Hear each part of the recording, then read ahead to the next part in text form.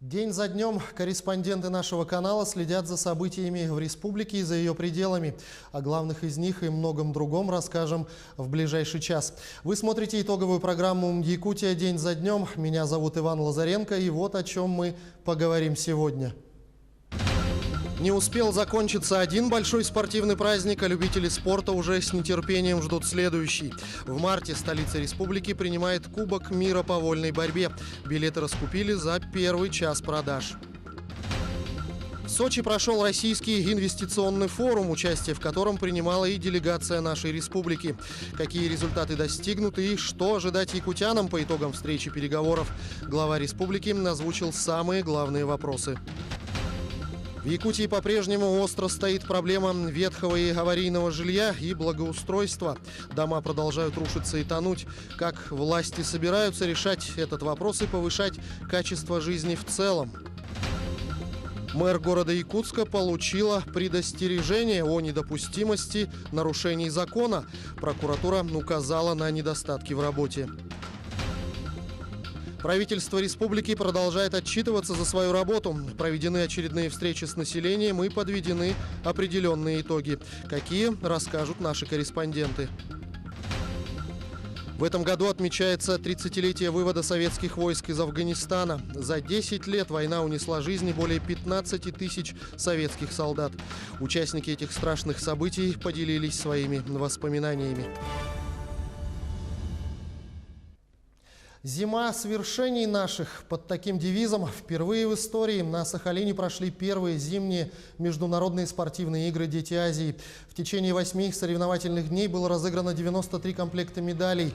За честной и бескомпромиссной борьбой спортсменов наблюдали 490 судей. Спортивные мероприятия посетили десятки тысяч зрителей и увидели миллионы телевизионных болельщиков.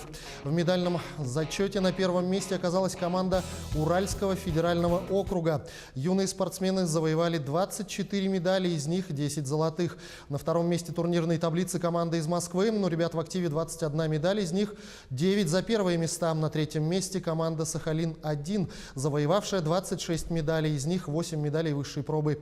Сборная команды Якутии вошла в десятку лучших. Юные якутяне принесли в копилку сборной 6 медалей. Это 3 серебра и 3 бронзовых награды. За 2 года Сахалин провел колоссальную мобилизацию, провел огромную работу. Игры прошли, на мой взгляд, очень на высоком уровне. Это я слышу от команд организаторов, от команд участниц. И, во-первых, те же и Казахстан, и Корея, и Япония говорят о том, что следующие игры они привезут команду значительно сильнее. Приедут команды из российских регионов тоже сильнее. Очень важно, что сегодня 6 команд в медальном зачете, несмотря на то, что он неформальный, конкурируют прямо буквально и по общей сумме медалей, и по их достоинству этих медалей. Турнир получился очень конкурентный, поэтому страны будут обязательно участвовать. Будущее у игр хорошее.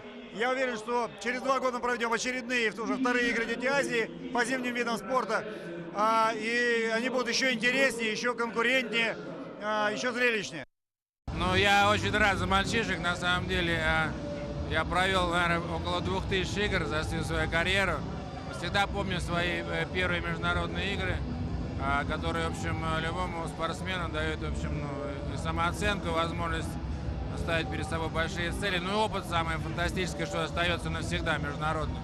Поэтому, да, я поздравляю ребят. Хорошего качества хоккея я увидел. Но самое главное, атмосфера, которая присутствует здесь, в Южно-Сахалинске, она неповторяемая. Все-таки же люди, жители эту атмосферу делают. И, конечно, колоссальная работа волонтеров, они вот это праздник ежедневно делают своим сердцем и душой. Безусловно, прошедшие на Сахалине зимние игры «Дети Азии» стали большим праздником как для участников игр, так и для зрителей, которые поддерживали юных спортсменов на спортивных площадках и следили за событиями по телевизору. Колоссальную работу провела съемочная бригада НВК «Саха» и телеканала «Якутия-24», чтобы любители спорта смогли в полной мере насладиться этим по-настоящему зрелищным событием. Трансляции НВК «Саха» шли в 10 странах мира. Вся наша творческая группа, 65 человек, это операторы, техники, корреспонденты, редакторская служба. Одновременно работали на 5 спортивных площадках, и ежедневные эфиры выходили на 3 якутских телеканалах – Сахалинском телевидении и на федеральном телеканале Матч ТВ. С пристальным вниманием мы следили за выступлениями и успехами наших якутских спортсменов. Итоги выступления юных якутян в материале Василия Радченко. Якутский биатлонист Николай Максимов завоевал серебряную медаль на зимних играх «Дети Азии». Медаль стала первой наградой в копилке сборной республики. В дистанции на 10 километров 16-летний Николай Максимов из Амгинского района стал вторым, уступив Виктору Молчанову из Сибирского федерального округа. Разрыв составил 24 секунды. Соревнования биатлонистов в индивидуальной гонке прошли в лыжно-биатлонном комплексе «Триумф». Как отметил сам Николай, соперники сильные, конкуренция достойная, гонка вышла интересной. Чувствую себя отлично. Так никогда не улыбался. Первый раз. Трасса тяжелая, но лыжи хорошо катят. Вторую серебряную медаль в копилку сборной Якутии принес юный хоккеист из Нерюнгри Иван Чейшвили. На соревнованиях по индивидуальному мастерству он занял второе место в дисциплине булиты. Золото этого конкурса досталось сборной Сибирского федерального округа. Соперники все были серьезные, играть с ними было тяжело. У них каждый день игры, допустим, а у нас не часто. Игровой практики у них больше. Но в принципе было классно с ними поиграть. В целом, команда Якутии по хоккею одержала 1 победу над Туркменистаном и потерпела 2 поражения от Урала и Казахстана в групповом этапе. Якутские спортсмены также отличились в эстафете дружбы по лыжным гонкам. Забег формировался 3 спортсменами из разных сборных. В случае победы медали шли в зачет сразу всем участникам. Гонка стала настоящим зрелищем для болельщиков. В предыдущих дисциплинах фавориты практически не менялись, но тут сильнейших объединили с аутсайдерами. Ответственность ребят возросла в разы. Немного не дожал, и ты подвел уже не только свой регион, но и спортсменов других стран. На финише было видно, сколько сил они вложили в эту гонку. Для якутян этот день стал рекордным по количеству медалей. Алданским лыжникам Анастасии Ткаченко и Владиславу Парфенову удалось пополнить копилку сборной 2 бронзовыми, а Илье Заворотных – серебряной медалью. Было замечательно, я бежала с казашкой и с москвичкой. Непередаваемая атмосфера, все очень здорово. Познакомились только сегодня, оказались очень дружные ребята, все сдружились. Соревнования по фигурному катанию открыла одна из фавориток, представительница сборной Якутии Дарья Батяева. Выступление удалось, все хорошо получилось. Сейчас готовлюсь к произвольной программе, нужно будет чисто откатать. Дарья достаточно чисто показала все обязательные элементы и вошла в 10 лучших по итогам первого соревновательного дня.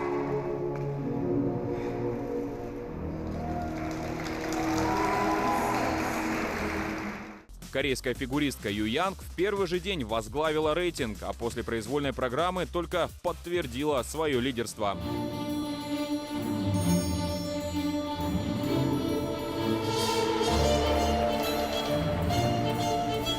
У юношей с первого же дня фаворитом стал московский фигурист Даниил Самсонов. Я всегда уверен в себе, и прогнозов не было, просто хотел откатать хорошо программу.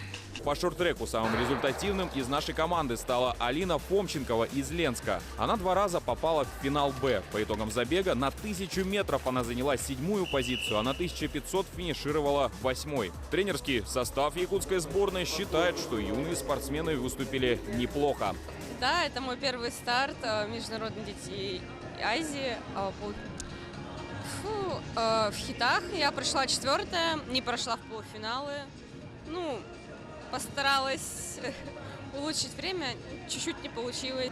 Соперницы очень сильные, они очень хорошая техника у них. Нам льда просто не хватает. Технику подкачать и все. Тоже так же будем кататься, даже лучше. Оцениваю нормально, но не настолько хорошо, насколько я рассчитывал. Забег начинался хорошо, но по окончанию все пошло не как я рассчитывал. А так, надеюсь, что может еще выпадет желание попасть на таких соревнованиях. В завершающий день соревнований еще одну медаль в копилку сборной нашей команды принесла воспитанница Алданской спортивной школы Роксана Хабытина. На пару с Софьей Тузинской из Сахалинской области они завоевали 3-е место в эстафете дружбы по биатлону. лыжи у меня сегодня работали хорошо, но на последний круг, чтобы второй стать, ног немножко не хватило, они все закислились. Вот. Но стреляла сегодня лучше, чем обычно. Она мне пришла третья. После первой стрельбы я стала первой, но потом стойко все решила, я вот в итоге третья. По итогам первых зимних международных спортивных игр «Дети Азии» у сборной команды Якутии всего 6 медалей. Василий Радченко, «Дети Азии», Сахалин. Не успело закончиться одно международное спортивное событие, за ходом которого наблюдали сотни тысяч любителей зимних видов спорта. Как стало известно, что в столице нашей республики по предложению главы Якутии Айсена Николаева состоится еще один масштабный и престижный международный турнир. Это Кубок мира по вольной борьбе. Во время визита в Сочинский спортивный центр Владимир Путин обсудил со спортсменами предстоящий Кубок мира по вольной борьбе, который пройдет в Якутске. Глава государства отметил, что выступать на международных соревнованиях – это большой труд и ответственность. Миллионы зрителей наблюдают за спортсменами, надеются на их победы, а те, в свою очередь, полностью отдают себя спорту. Кубок мира по вольной борьбе 2019 после 8-летнего перерыва пройдет в России по предложению главы Якутии Айсена Николаева. У нас знаменательное событие. Мы в Якутии проводим сейчас Кубок мира. Международная федерация решила не делегировать Соединенные Штаты Америки за тоталитарное отношение за предвзятость к людям, которые хотят пересекать границы Соединенных Штатов, то есть за то, что визы они будут проводиться у нас. Ну, может быть, они изменят визовую политику? Я надеюсь, да. И чемпионат вернется. И поэтому взяла Якутия. Это, значит, приезжают у нас две команды Соединенных Штатов Америки. Вот ну, в Якутии надежнее, чем в Соединенных Штатах. Конечно. Ожидаемо, что международный турнир такого уровня, да еще и по одному из самых любимых якутянами виду спорта, вызвал нешуточный ажиотаж. Билеты на состязания разлетались как горячие пирожки. Уже за первый час продаж были проданы все билеты на центральные трибуны. Желающие попасть на соревнования могут еще успеть приобрести билеты в 5 кассах города: в спортивном комплексе «Триумф», в Саха-театре, театре оперы и балета, Доме дружбы народов имени Кулаковского и в торгово-развлекательном комплексе Туймада. Если нет возможности подойти к кассам, можно приобрести билет онлайн на официальном сайте турнира yakutskworldcup2019.org. На прошедшем в Сочи Российском инвестиционном форуме глава Якутии Айсен Николаев сделал несколько важных заявлений. Главное, мосту через Лену быть. Названа сумма строительства 70 миллиардов рублей и обозначены сроки 2025 год. Сейчас власти республики готовят новое технико-экономическое обоснование проекта строительства моста. Свой интерес, кроме российских инвесторов, уже проявили японские и китайские компании. Одним из инструментов окупаемости строительства моста может быть введение оплаты за проезд автомобилем грузоподъемностью свыше 3 тонн. В рамках форума также был достигнут ряд важных для республики договоренностей и подписаны соответствующие соглашения. Министерство экономики Якутии будет сотрудничать с Татарстаном в области машиностроения. С Иркутской областью республика продолжит сотрудничать по дальнейшему освоению месторождений в Западной Якутии и на севере Иркутской области. Также строительство Угленского моста и дороги Вилюй в Иркутской области. С Пермским краем мы будем обмениваться проектами в сфере IT-технологий. Пермяки уже готовы передать на разработки в области высоких технологий, которые они активно используют в госуправлении. В кулуарах Российского инвестиционного форума глава Якутии Айсен Николаев также сообщил, что слияние авиакомпаний «Якутия» и «Полярные авиалинии», принадлежащих правительству республики, не будет. Хотя ранее власти неоднократно рассматривали подобный вариант создания единого регионального авиаперевозчика. Кроме того, Айсен Николаев озвучил, что компания «Алроса» в рамках плана отчуждения непрофильных активов продолжается передача Якутии социальных объектов. В частности, в этом году регион получит от компании санаторий-профилакторий «Кедр» в Ленском районе, который перепрофилирует под медучреждение для нужд жителей Ленска. Ранее сообщалось, что «Алроса» планирует в этом году реализовать более 80 непрофильных активов общей балансовой стоимостью свыше 6 миллиардов рублей. А промышленная инфраструктура Ленского района пополнится на автомобильной газонаполнительной станции, строительство которой в Ленском районе запланировано в текущем году за счет внебюджетных средств.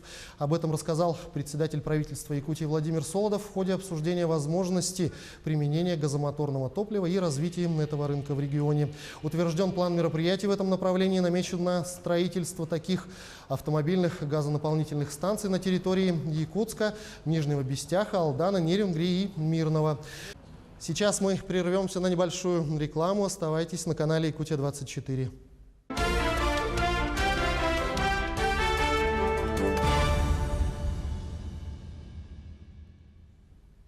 Это программа «День за днем». Мы продолжаем наш выпуск. Глава республики Айсан Николаев подписал указ о дополнительных мерах, направленных на поддержку рождаемости в республике. Так, с 1 января этого года при рождении первого ребенка жителям Якутии предоставляется единовременная выплата в двукратном размере прожиточного минимума для детей. При рождении второго ребенка полагается выплата регионального материнского капитала в размере 30% от федерального, а при рождении третьего или последующих детей до достижения ими 3 лет положена ежемесячная денежная выплата в размере прожиточного минимума для детей. Эта выплата коснется семей, чей среднедушевой доход не превышает величину среднедушевого денежного дохода. Правительству в лице Владимира Солодова до 1 марта поручено определить источник финансирования и порядок предоставления средств. Социальная поддержка нуждающихся и самых незащищенных слоев населения республики остается одной из важнейших задач властей Якутии. Так, администрация Мирнинского района совместно с Министерством строительства республики приобрели 31 квартиру детям-сиротам и оставшимся без попечения родителей. Об этом подробнее смотрите в сюжете Марфирины Алексеевой. Нина Слепцова родом из Алекминска. До 2008 года жила с бабушкой и, окончив школу, приехала в Мирный поступать в Политехнический институт на горного инженера по специальности электроснабжения. Окончив институт, получила работу в Якутскэнерго в западных электрических сетях. У Нины есть сын Толя. В этом году мальчик пошел в 1 класс. Проблема съема квартиры всегда стояла остро. В 2016 году девушка узнала от друзей, что дети-сироты или оставшиеся без попечения родителей имеют право получить квартиру по месту жительства. В этот же год Нина стала в очередь. Мы квартиру снимали, постоянно по съемным, иногда побольше, иногда поменьше, с подружками в основном снимали, потому что так выгоднее. В Мирном средняя цена за аренду однокомнатной квартиры в деревянном доме 25 тысяч. Нина признается, постоянно боролись с тараканами и шумными соседями. Летом прошлого года девушка решила снять квартиру в каменном доме за 33 тысячи в месяц. Неожиданно позвонили с КИО и сказали, что вам дают...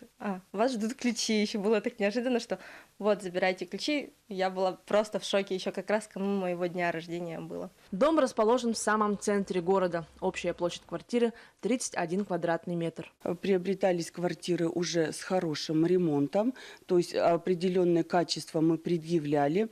Многие оставляли квартиры уже полностью готовые для того, чтобы ребенок зашел и жил. В 2018 году администрацией Мирнинского района было приобретено 31 жилое помещение для детей-сирот на сумму более 94 миллионов рублей. 1 января 2018 года в реестре на получение жилья детям-сиротам стояло у нас 49 детей. На сегодняшний день из 49 приобретена 31 квартира.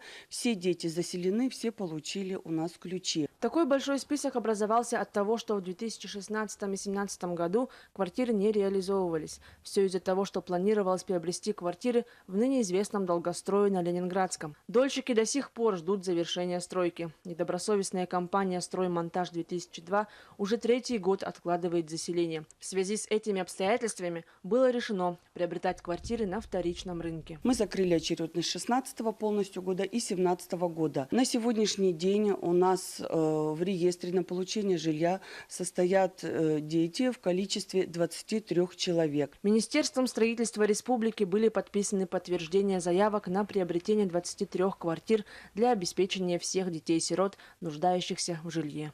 Марфирина Алексеева, Артем Алексеев, Мирный. Несмотря на то, что после разрушительного наводнения 2001 года прошло уже почти 18 лет, некоторые жители Ленска все еще страдают от его последствий. Одно из них – это дома, построенные в микрорайоне Северный. О проблемах этого микрорайона наслышаны не только ленчане, но уже вся Якутия. Это и пыль, от которой задыхаются люди летом, и зловонный запах канализации, присутствующий в домах круглогодично, переполненные канализационные стоки, а теперь еще и грунтовые воды, разрушающие дома изнутри. В этой проблеме разбиралась Анна Кожевникова. Вот, сделал побольше дырку, она бежит без остановки. Вода прозрачная, холодная, как ключевая.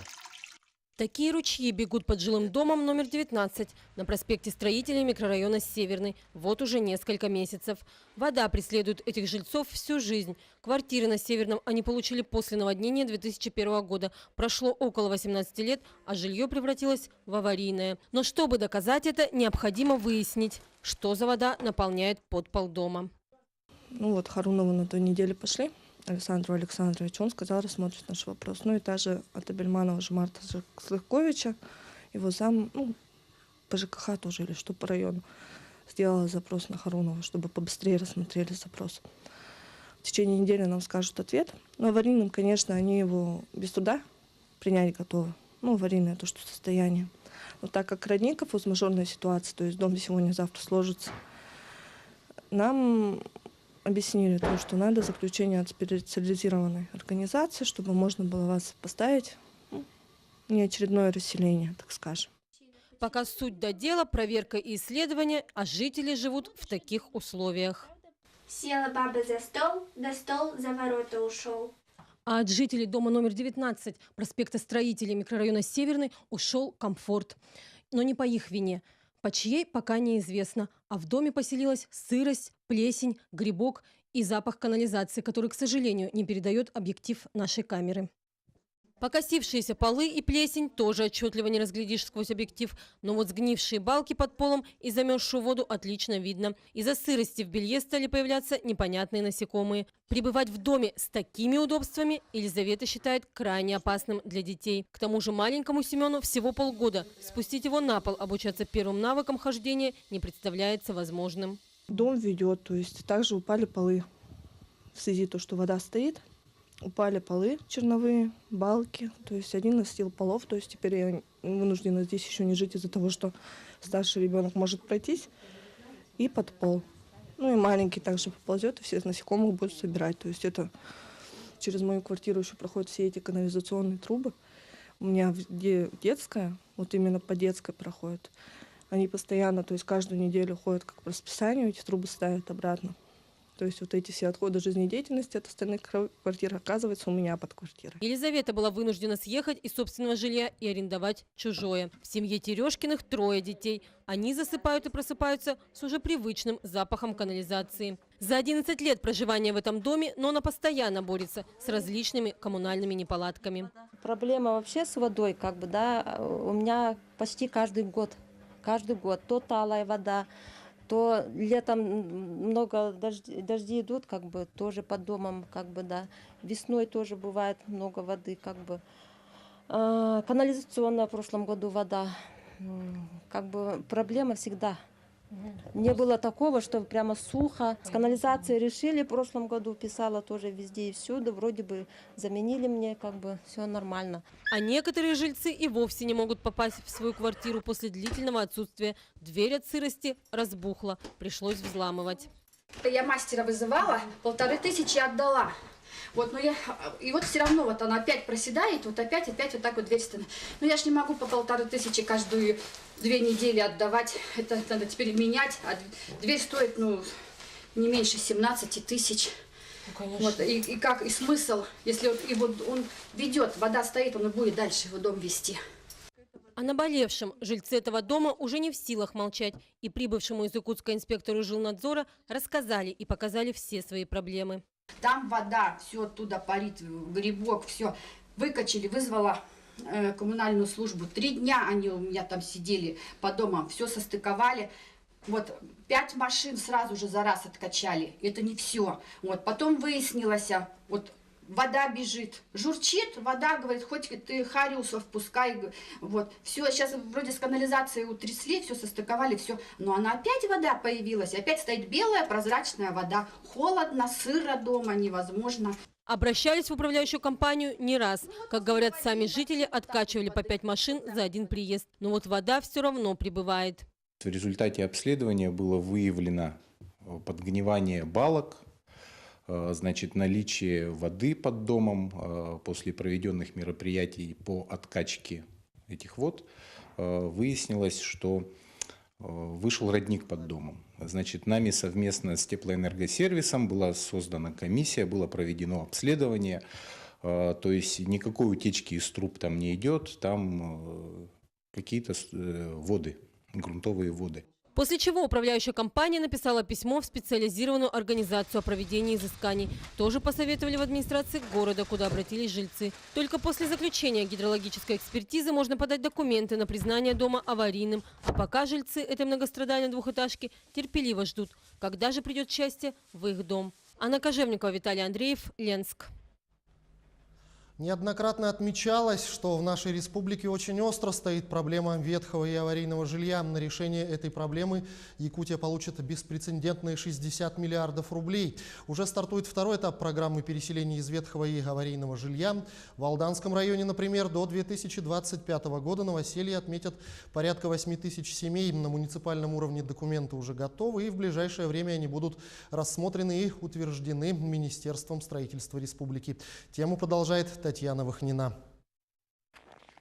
Этот дом под номером 3 по улице Комсомольской в 2019-м отметит юбилей. Ему исполнится 60 лет. Здание давно исчерпало свой ресурс. В части барака пол ушел глубоко вниз. Фундамент сгнил. От одной из стен отошла штукатурка, и можно увидеть состояние бревен. Дом благоустроенный, однако тепло в комнатах не задерживается. В то же время в морозы, говорят жильцы, здесь можно дышать. Менее заметен запах плесени и гнили. Сырость отражается в первую очередь на здоровье. А еще как влияет и задышка. Это вот сейчас в морозы это все вымерзло.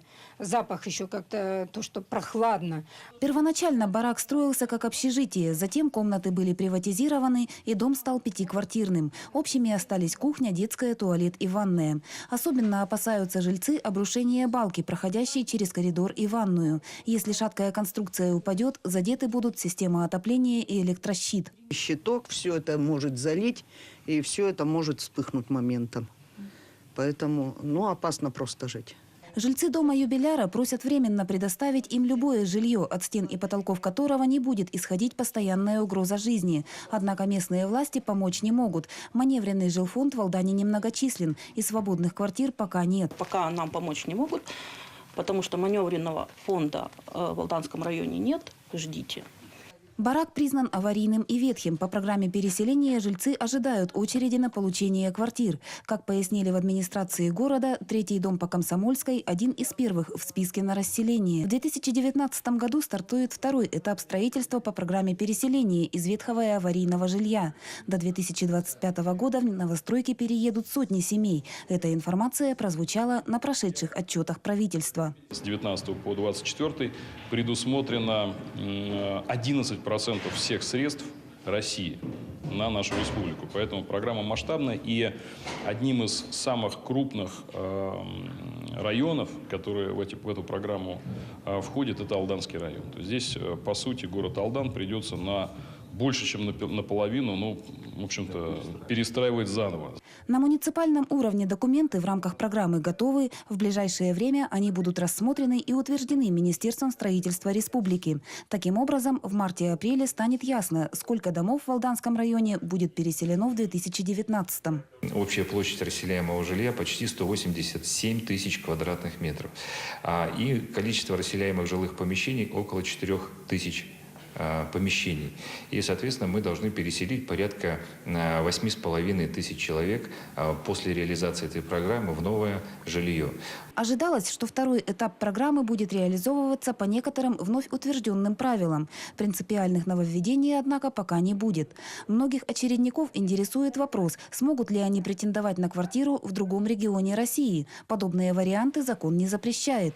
Все, конечно, стремятся в город Якутск, по максимуму в Москву или в Сочи, да?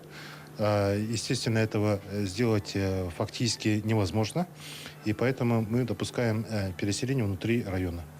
Предполагается, что в 2019 году будет построено порядка 17 тысяч квадратных метров жилья. Как было озвучено в ходе отчетов правительства, строительство наберет обороты в последующие годы реализации второго этапа программы. Татьяна Вахнина, Сергей Шипачев, Александр Лукин, Алдан. Сейчас небольшая рекламная пауза, и чуть позже мы обязательно продолжим.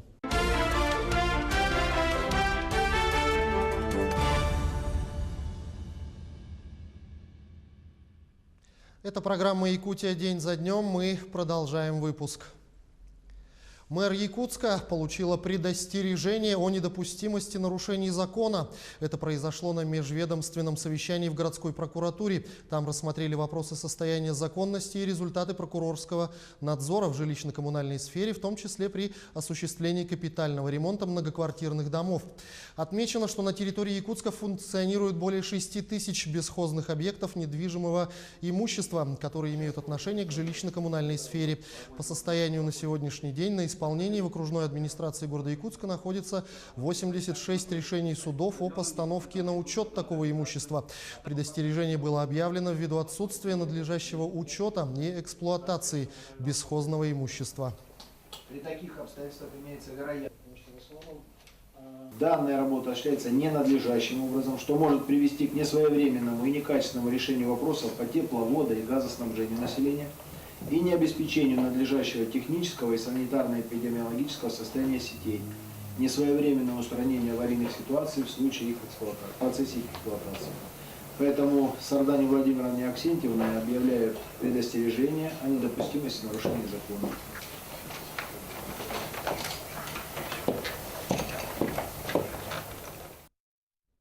Но есть и хорошие новости. После принятия закона об обращении с твердыми коммунальными отходами столичная администрация начала программу по санитарному оздоровлению с 17-го, 2-го и 4-го кварталов столицы.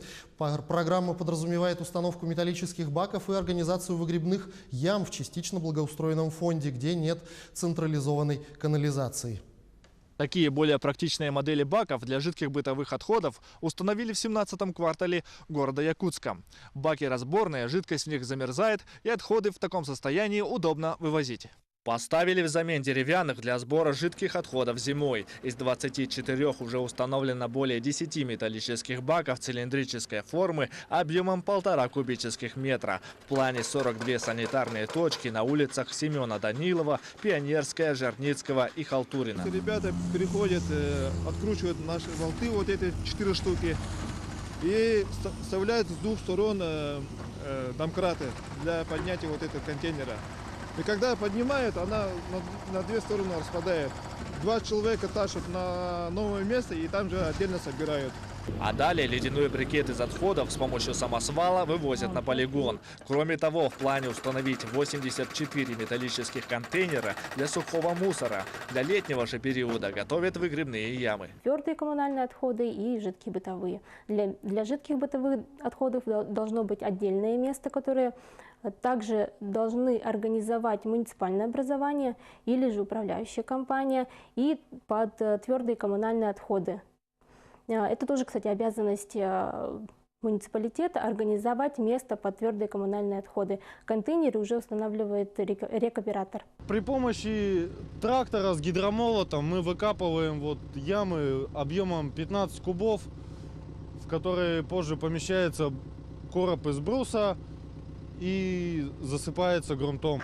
Объем каркаса от 5 до 10 кубометров. 5 уже готовы, но по плану должны установить 38. На эти виды работ в бюджете предусмотрено порядка 7 миллионов рублей. Ямы предназначены для летнего периода, так как зимой содержимое замерзает и не представляется возможным это извлечь, откачать там.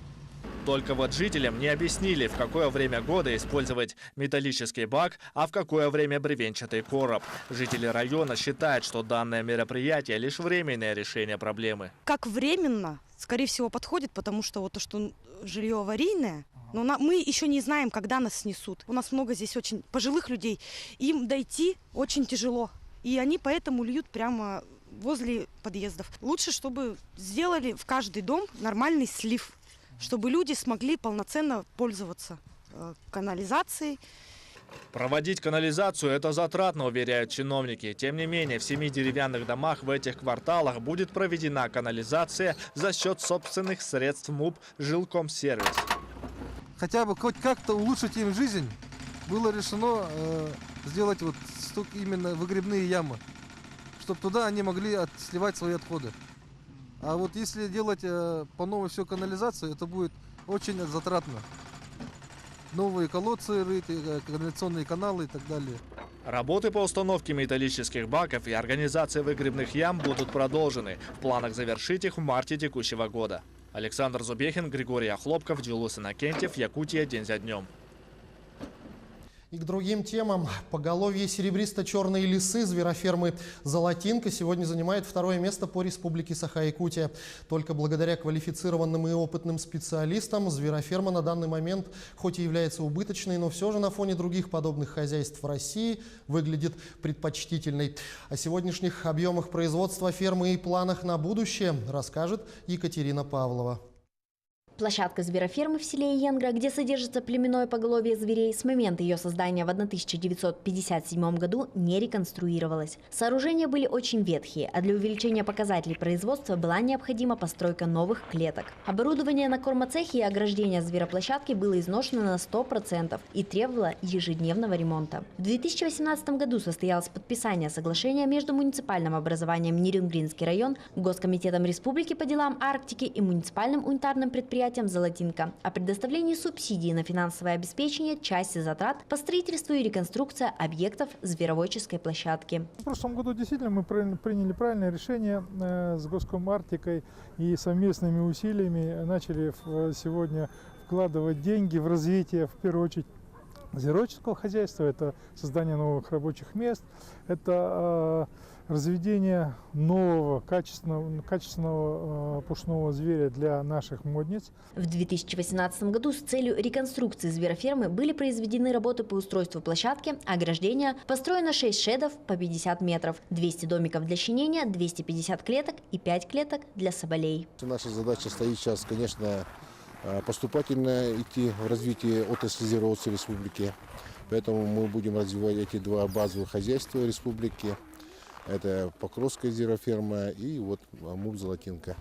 Будем модернизировать, включать даже вопросы механизации некоторых вопросов. Помимо реконструкции было закуплено 250 голов маточного поголовья и в качестве эксперимента поголовье соболя – 30 голов. Маточное поголовье увеличили до 400 голов.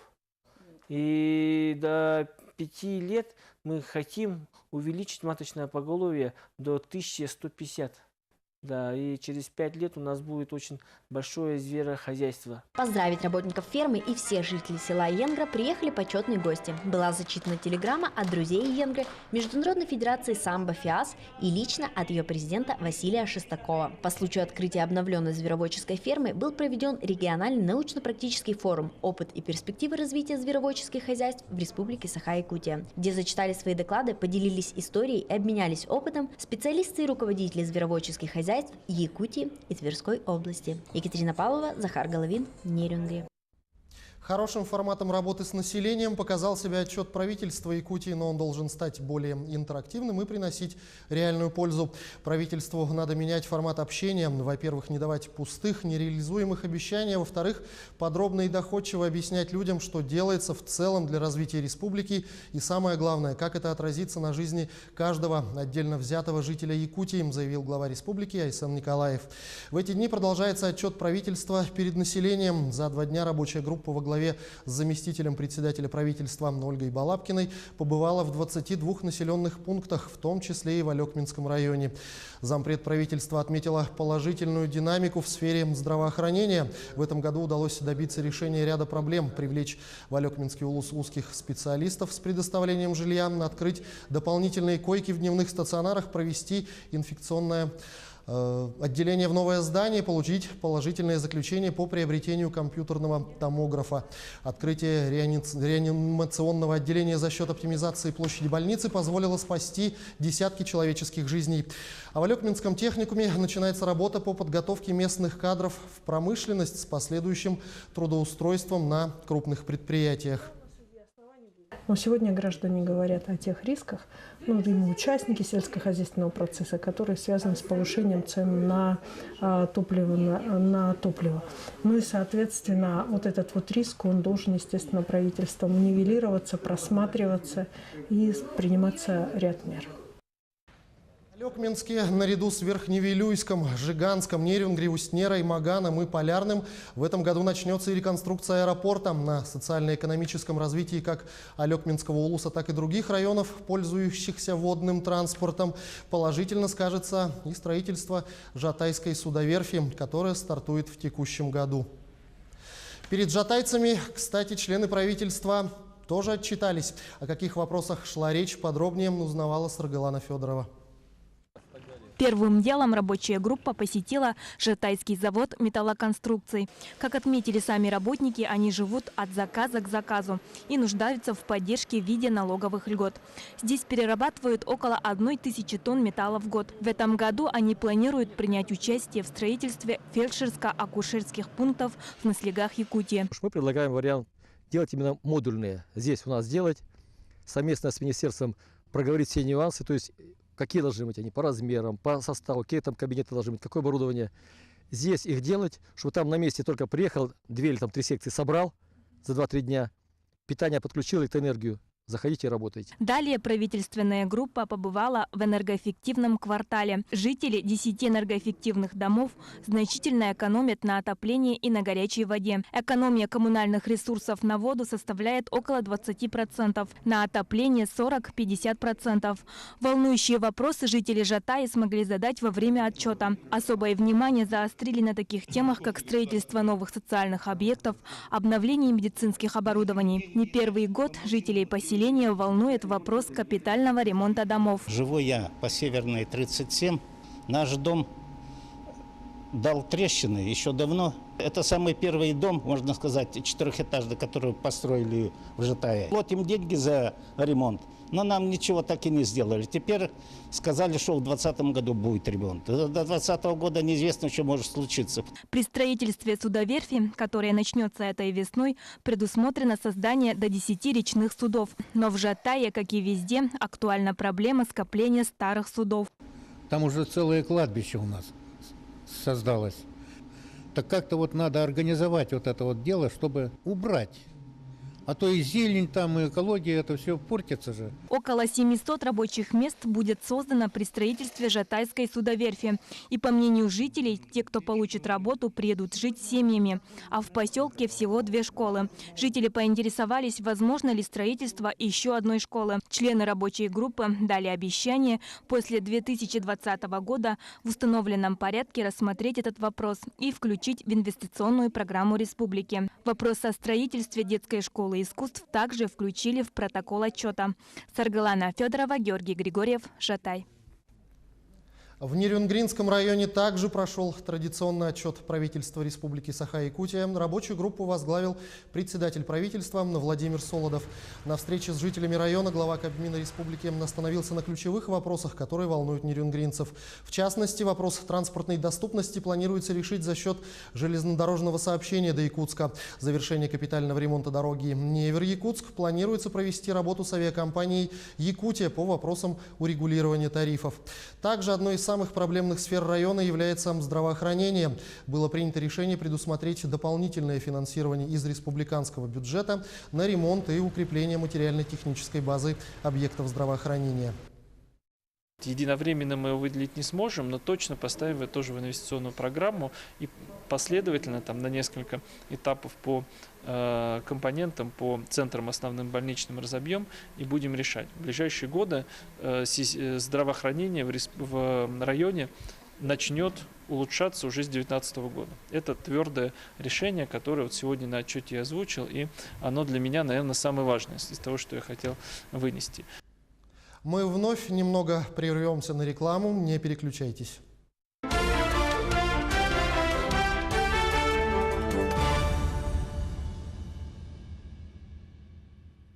Мы продолжаем наш выпуск. Советские войска 30 лет назад после десятилетней войны с маджахедами были выведены из Афганистана. Но ушли они с высоко поднятыми знаменами и непобежденными. В этой войне на чужой земле воевали тысячи наших соотечественников. Они боролись с экстремистами и защищали внешние рубежи своего отечества. По всей стране и в бывших союзных республиках отмечают 30-летний юбилей вывода войск из Афганистана. Более 50 тысяч советских солдат участвовали в этой войне, из которых 15 тысяч не вернулись обратно домой. Среди них было и немало якутян. И в ущелье, тем более в окружение как бы попали. В общем, товарищи, кого там смогли спасти. Конечно, наши БМПшки подбили, многие вообще как там в кино. И это вроде показывают, что и на туре, как говорится, через речку и башни летали, и пулеметы загнутые были, все было, короче. Закидывали нас там гранатами и всякое. В общем, отбились мы как бы от душмана все. И, вышли, как говорится, с честью все. Конечно, много раненых, убитых было, мы выполнили свою задачу, вышли. Это были тяжелые для советских парней времена. Воевать на чужой земле вдали от родины. Не все до конца могут понять истинные причины этой войны даже сейчас. Принимают решения политики, а приходится молодым ребятам, солдатам выполнять чьи-то прихоти. Очень часто я себе задаю вопрос, а зачем это нужно было? И не нахожу верного и достойного ответа. Люди остались, что называется, за бортом. И в социальном плане, и со стороны государства не было, скажем так, организовано какие-то реабилитационные центры, потому что война в первую очередь психологически очень тяжело сказывается на молодых людей. Многие спорят об афганской войне, но история расставит все по своим местам. И сейчас Совет Федерации предлагает внести изменения в законопроект о ветеранах и приравнять участников боевых действий в Афганистане к участникам Великой Отечественной войны. По прошествии 30 лет сгладились эти все трудности, остается такое хорошее впечатление. Я говорю, у меня двоякое отношение к этой войне. Спрашивают иногда, повторил бы, если жизнь отмотать назад. Я говорю, наверное, повторил бы. Просто, наверное, лучше уже с современным моим понятием, как бы жизненным опытом, наверное, все-таки еще лучше выполнял бы ту поставленную задачу, которая перед нами стояла. А так, у меня нет сожаления о том, что я участвовал в этой войне непосредственно. Я выполнял приказ Родины, горжусь этим. В Якутии сейчас осталось около 600 участников боевых действий в Афганистане, и с каждым годом их становится все меньше. В честь юбилея в Якутске на народные деньги и при помощи спонсоров установили мемориал в память героям, погибшим в боях в Афганистане. Ветераны всегда друг друга поддерживают и оказывают помощь семьям погибших солдат. Каждый год ребята уходят, и поэтому очень важно сейчас помнить и о них, о живых. Многие до сих пор не получили земельные участки. О квартирах мы уже не думаем.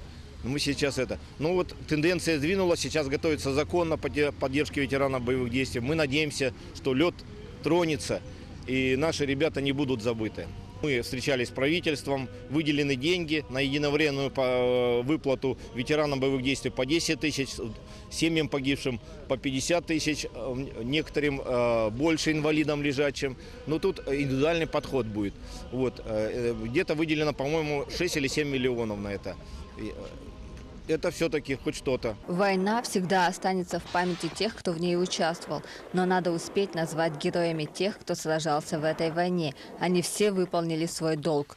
Та задача, которую поставили перед ограниченным контингентом советских войск, была полностью выполнена. А сейчас главное помнить и отдать должное людям, совершавшим подвиги. Сусанна Рожина, Григорий Хлопков, Нерингри, Алдан, Якутск. День за днем. Медицина и здравоохранение находятся в постоянном развитии. Сегодня в медицине разрабатываются новые способы лечения и диагностирования болезней. А здравоохранение стремится стать безопасным и эффективным. И все это становится возможным благодаря специалистам, которые работают в этой области. Именно благодаря их труду, фанатизму и стремлению дарить людям здоровье и долголетие процветает наша медицина. Сегодня мы хотим рассказать вам о профессионале своего дела, человеке, благодаря которому в Якутии да и в стране в целом делаются уникальные операции. Это нейрохирург Иван Кантагоров. Он посвятил всю свою жизнь медицине и до сих пор продолжает дарить людям долголетие и здоровье. Подробнее в материале Дмитрия Тымырова. Иван Кантагоров родился в семье врачей и думал, что не пойдет по стопам родителей и выберет другую профессию. Но получилось так, что все же связал свою жизнь с медициной и таким образом продолжил профессиональную династию своих родителей. Поступил учиться в медицинский институт на хирурга, но запросы времени и обстоятельства несли свои коррективы. После окончания интернатуры в 1985 году по хирургии сложилась ситуация в нейрохирургическом отделении, что не хватало врачей. Поэтому, значит, в Минздраве предложили пойти работать в нейрохирургию. Вот. Ну, я думал, ну ладно, поработаю, потом как-нибудь обратно переметнусь там в хирургию. Но этого не произошло. Любопытство и желание узнать что-то новое полностью поменяло планы Ивана Кантагорова. Так постепенно хирург по образованию переквалифицировался в нейрохирурга. Но потом, проработав, я понял, что это очень интересная специальность. Возможностей очень много. И чем дальше работаешь, тем интереснее и интереснее. То есть, если познаешь вот нейрохирургию, действительно, появляется большой интерес к этой профессии. И вот уже на протяжении 20 лет Иван Иванович Кантагоров работает врачом-нейрохирургом. С 1998 года он возглавляет нейрохирургическое отделение Республиканской больницы номер 1 Национального центра медицины. И за это время, благодаря ему и его коллективу, о якутском здравоохранении говорят даже за пределами страны и региона. За это время очень много сделано, большие успехи достигнуты. В плане оценки работы отделения и самого Ивана Ивановича нужно сказать, что в этом отделении оно работает не только на уровне нашей республиканского здравоохранения, оно на уровне не только нашей Российской Федерации, уровень нейрохирургической службы, но они достигают уровня уже мирового значения, класса. Выполняются такие уникальнейшие операции, которые, в общем-то, и не выполняются даже в некоторых нейрохирургических отделениях Российской Федерации.